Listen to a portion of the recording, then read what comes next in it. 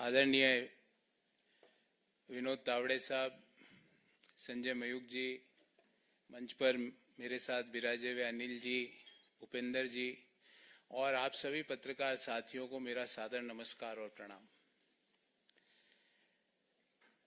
मैंने एक पत्र भी सुबह सोशल मीडिया के विभिन्न प्लेटफॉर्म पर डाला, आप लोगों ने जरूर देखा होगा। और उस पत्र में मैंने अपने दिल की सारी व्यथाएं, इश्यूज जो मैं समय समय पर कांग्रेस पार्टी की लीडरशिप को अवगत भी कराता था, वो मैंने सारे उसमें लिख दिए। उसके अलावा मुझे कुछ नहीं कहना। मेरा दृष्टिकोण शुरू से ये रहा है कि भगवान श्री राम का मंदिर बने, न्योता मिले और हम न्योते को कांग्रेस पार्टी लिख के भेजे कि हम नहीं जाएंगे, मैं इसे स्वीकार नहीं कर सकता। देश में मैं अर्थशास्त्र का विद्यार्थी हूं, बड़े समय तक अर्थशास्त्र और वित्त देश के प्रतिष्ठित संस्थाओं में पढ़ाया भी है मैंने। सुबह से शाम वेल्थ क्रिएटर्स को गाली, उन नीतियों को गाली, निजीकरण, उदारीकरण, वैश्वीकरण, जो पूरी दुनिया मानती है कि जो डॉक्टर मनमोहन सिंह जी और पीवी नरसिम्हा राव जी की सरकार ने किया, उन नीतियों को गाली। कोई बिजनेस करे उसको गाली, कोई विनिवेश में पार्टिसिपेट करे उसको गाली, एयर इंडिया कोई कंपनी खरीदे तो वो गलत। तो मुझे लगता है कि कहीं ना कहीं जो नीतियां हैं और जो इश्यूज हैं उसको कांग्रेस पार्टी टैकल करने में कहीं ना कहीं बड़े गैप उसके अंदर आ रहे हैं। और मैंने अपनी चिट्ठी में भी यही लिखा है। और मैंने प्रमुख कारण यह बताया कि मेरे में इतनी ताकत नहीं है कि मैं सुबह से शाम बैठकर वेल्थ क्रिएटर्स को गाली देता फिरूं, मैं नहीं दे सकता। मेरे में इतनी ताकत नहीं है कि जब सनातन धर्म के ऊपर सवाल उठाए और मैं चुपचाप बैठ जाऊं, मेरे से नहीं होगा। कांग्रेस पार्टी के नेताओं ने, कांग्रेस पार्टी के जो अलायंस पार्टनर्स हैं, उन्होंने सनातन धर्म के ऊपर बड़े बड़े प्रश्न उठाए, क्यों उसका जवाब नहीं दिया गया?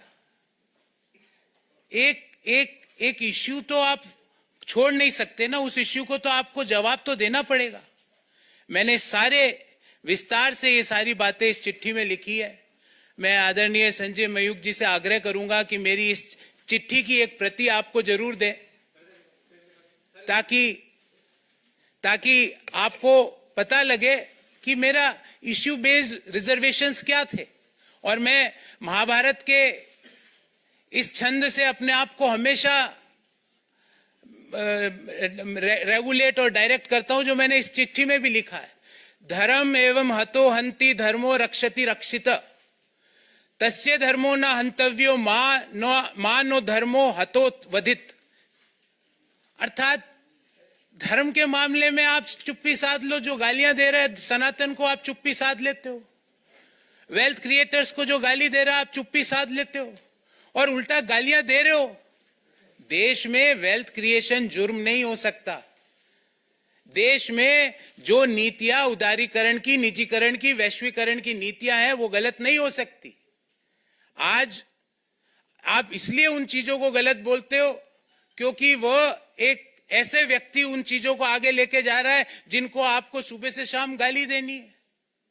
मैंने कम से कम 300-400 प्रेस वार्ताएं करी है साथियों, आपने भी कहीं ना कहीं मुझे जरूर देखा होगा।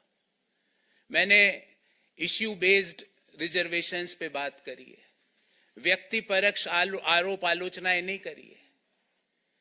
व्यक्तियों के बारे में राजनीतिक पार्टियों पे आक्षेप नहीं होते। राजनीतिक पार्टियां आइडियोलॉजीज पर आधारित होती है और जो आइडियोलॉजीज पर मैं ये सोच के कांग्रेस पार्टी, जिस आइडियोलॉजी को सोच के मैंने ज्वाइन किया था कि नए आइडियाज का, इंटेलेक्चुअल आइडियाज का, नए सोच का वहां पर सम्मान होगा, पर नए सोच का, नए आइडियाज का, नए लोगों को सम्मान छोड़ के क्रश करने की प्रक्रिया भारत को आगे नहीं ले जा सकती।